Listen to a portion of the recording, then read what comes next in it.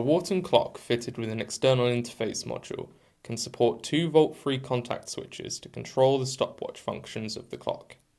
This can be done using a Wharton 496E stopwatch controller or other volt-free contact switches. The switches should be wired into the connector block on the back of the clock as shown.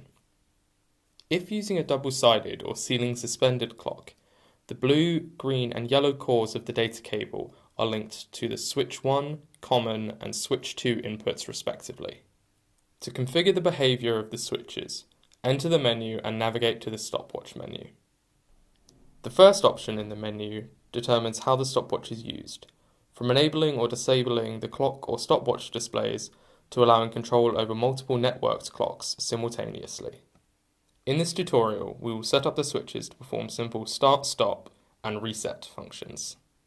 Use the up button to scroll through the menu until the screen displays the EA option with the second digit flashing. Use the plus button to set this value to 07.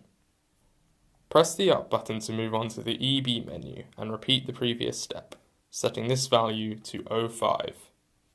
For a full list of options of the switch's functions and capabilities, please refer to the 4000 series digital clock manual.